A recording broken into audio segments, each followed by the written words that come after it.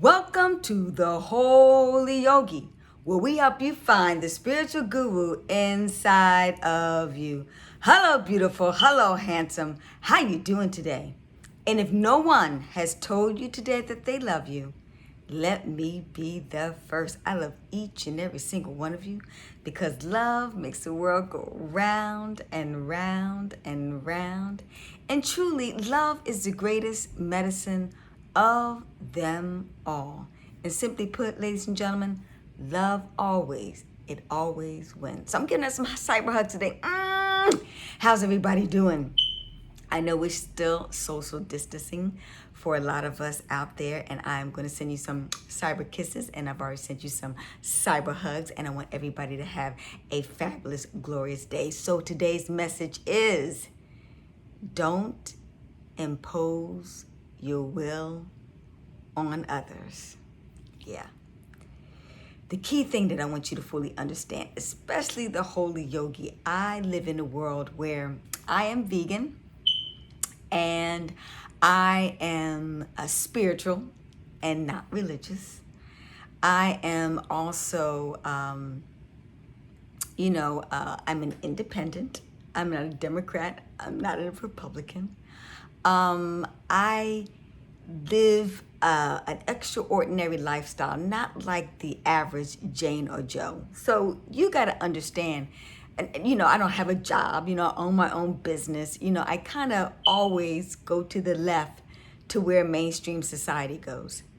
And the one thing that I've learned in life, and the one thing that I really, really try to adhere to, I do not impose my will or my philosophies or my beliefs on other people. Simply put, the reason why is because I don't want anybody to impose their will and philosophies, opinions, and views upon me. And that's what's really important. All my life, the one thing that I've always done, and I'm sorry for you viewers out there, I still have a beep, beep. Everybody hears that beep. I keep on forgetting. I'm an absent-minded professor, as they say, to get that, change that battery. So sorry for the beep, but hang in there because the message is so much more important than the beep.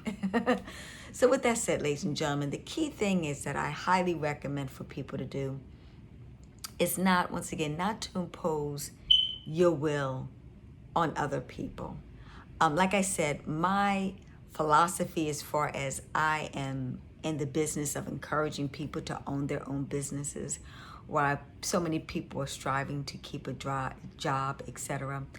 And the like. For example, I, in a nutshell, was presented with a business opportunity.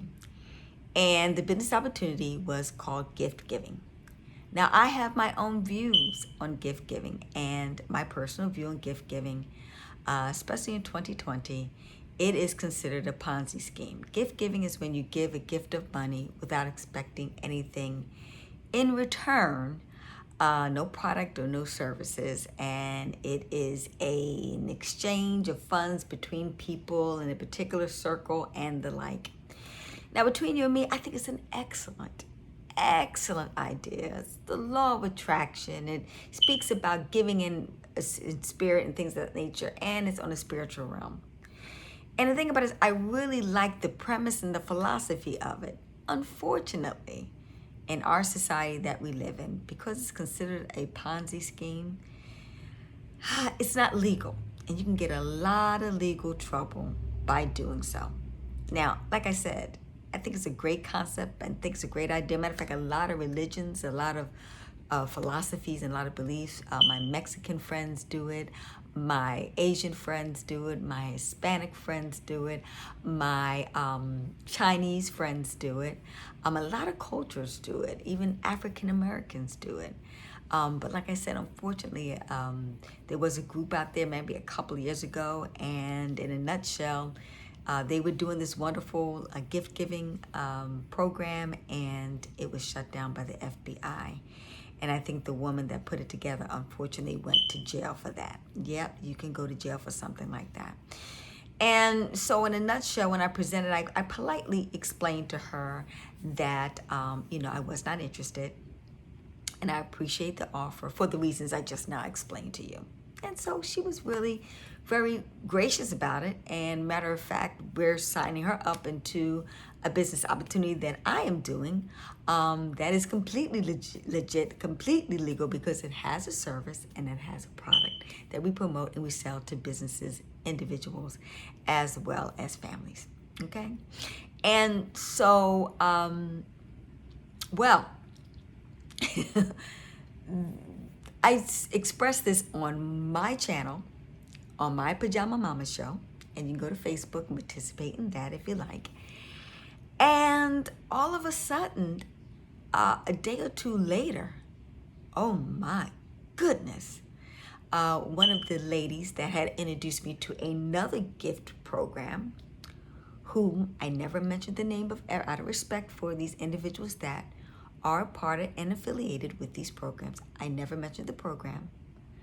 I just mentioned the industry, and I expressed my rightful freedom of speech, view, and opinion. Well, she was on Facebook and she just lambasted my business opportunity, called it a scam, etc. And even in a group that I was a part of, she tried to defame my character and my reputation and the like to justify her gift-giving program. Well, what do you do about something like that when that happens? What you do, like I told you before, you either transform, meaning when someone gives you hate, you give them love, or you attach yourself to it, meaning you give them back what they've given you, or you absorb it. Okay, and it means you keep it inside, and it comes into angry and envy and things of that nature, which causes disease because it only affects you. It doesn't affect anybody else. So what I did, I'm a key person about releasing the negative energy. So I blocked her. Boop. And that's what you need to do. Block the energy, release it. Because you realize some people are just not willing to listen to truth, particularly your truth. But they have a right to their own truth. I never told that individual that they couldn't do what they were doing, but I was very clear about what I was going to do and what I was not going to accept. And that's all you need to do. You don't have to get mad, or you have to get angry or boisterous or anything of that nature, or belligerent or angry or fearful. You just politely tell the person that is your choice. That is your opinion. You have a right to your opinion, and I have a right to mine, and we can agree to disagree. That's how you handle it on a spiritual level, ladies and gentlemen.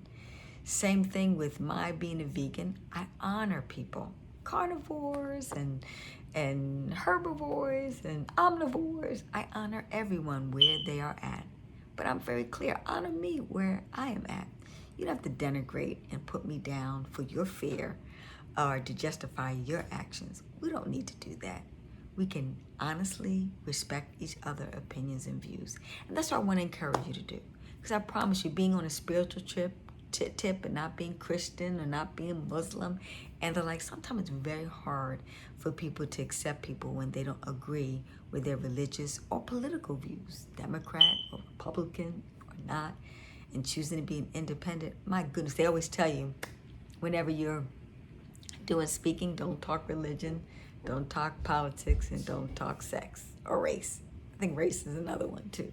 Well, me being an African American, that says it all in a nutshell. And it's not about being anti anything. It's just being pro what you believe in and knowing that it's okay and that it's all good and that you don't have to fight or get angry or get abrasive, okay, and ruin still a good relationship. You know, I really know when people get it, when I know couples who are Republican and who are Democrat and they're married. I know people who are family members, family members. Me and my son, we went to go vote just recently, and he chose to vote for Bernie Sanders, and I chose to vote for Biden, and we respected each other's opinion and view, though they were different. And I want us to really learn to get along, okay? Learn to get along even though we disagree. disagree, but still get along. That's going to happen in marriages. That's going to happen in business partnerships. That's going to happen in every type of relationship. Honor and accepting people for who and what they are is so much more powerful than loving them. People say, yeah, it really is. Because when you love someone, you accept them, right? That's what unconditional love is truly all about. But we have a really control-oriented love mentality, in the way of the world today. So the best thing that I can say to you, the best form of love is accepting people for who and what they are. And sometimes that means you have to love them from a distance. And sometimes it means it's tough love too, that you can honestly share with someone, your opinion and your view, and it still come out great for both parties. I share with you another great story, and it's close to home. It's my mother, the woman that birthed me, about 6 months ago. My mother had been with us for a whole entire year, and she was suffering from from a fall that she had. She had a really hip issue, that a lot of arthritic, experiences that she was having. And she's a naturopathic doctor like myself, and she's in a holistic healing. Matter of fact, she taught me everything that I know. And so she had done everything. She had used her lymphatic cleanse and all her other maladies and the like. And I had been trying to share with her my treatment and my philosophy to help heal her of this issue. She literally could not walk up the steps. I mean, she had to really have a cane, or, it was very hard for her to get out the car. So this went on for a whole entire year. And I, intermittently made a suggestion and things of that nature, but she was like, no, that doesn't work for me. And I honored her where she was at. And then, this is always say, God always talks to us, and when we don't get the lesson, you get knocked upside her head. And then one day, she literally could not get out of bed. We had to carry her to go to the bathroom, carry her back to the bed, and we did it like 6 or 7 times in one day, and it became exhausting. She could not walk. She could not move. And I said to her, Mom, I love you very much, but we got to make a major decision right now, because I can't carry you or move you all throughout the day. We're going to have to get you some, living assisted care if we don't try this other alternative. We're going to have to try what I've been trying to do. We tried it your way. Try my way now and see if we can heal you of this imbalance that's going on in your hip region that's caused you not to be able to walk. Well, we did it. The magic of 7 days. So the first day we did it completely. Check out my video on a hard, dry fast experience. I think I did a video in regards to her. Look at my past videos. I'm going to try to put in the link. Anyway, a miracle happened. Literally, we put her on a hard, dry fast. And in 24 hours, ladies and gentlemen, she could walk. Not only could she walk, she actually even forgot about the pain. She actually ran down the steps out the door because she was trying to, my mother's a little obsessed with the dog. She was trying to rush out when my son was walking the dog because she wanted to walk the dog herself. And she didn't even realize that. And I'm watching her as she's running down, and I'm like in awe, because her whole entire here, she was like, cradling, walking, and favoring that hip area and couldn't walk. I was like, and I didn't say anything because she was so, her mind focus was so much on the dog, she forgot she had ran down the steps. It was amazing. And then she comes back and I said, Mom, you're walking. Matter of fact, you ran down. She said, oh my God, I am. And then she was able to lift up her legs to her knees, and she was completely in shock. Just 24 hours, 24 hours. That's the magic of dry fasting. It's the magic of realizing the body truly does heal itself if we get out of the way. God created such a miracle machine when God created the body. But anyway, so right after that, then I had her 24 hours dry her fast, and then she did a 6-day water fast. And ladies and gentlemen, she, free and clear, pain completely gone, she was able to walk. Now, that's after encouragement. That is after, fortifying her with the understanding that we did it your way. Now try it our way. And that's all that you can do. You see, the universe will give you, if it's really meant to be, the universe will give you an opportunity. So with that in mind, remember, don't impose your will, your philosophies, your beliefs on anyone else. Honor and respect people for who and what they are. My favorite line is, I honor them where they are at, not where I want them to be. You do that, and it's going to make for a very happy, very chill, very calm, cool life for yourself and others. Well, with that said, I hope you enjoyed it, because I enjoyed sharing it with you, because that's a major breakthrough if you can get in the business of doing that. Honor people and accepting people for who and what they are. That's true love. Let's do a minute meditation. Dear Heavenly Spirit, Divine Gracious Mother, Father God, thank you so much for enabling me to honor and love and respect people for who and what they are. No matter if they're Republican or Democrat, if they are Christian or Muslim, or if they are tall or short, or if they are black or white, and if they are straight or gay, then I honor them and I appreciate them and I love them for who and what they are. What a powerful being. I am powerful. I am pure.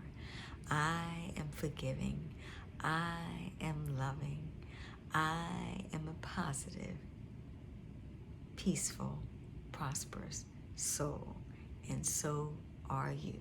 Peace. Hetapu. Namaste. Do me a favor. Like, comment, and subscribe. And hit that notification button. And I will see you here tomorrow. Have a fantastic day. I love you.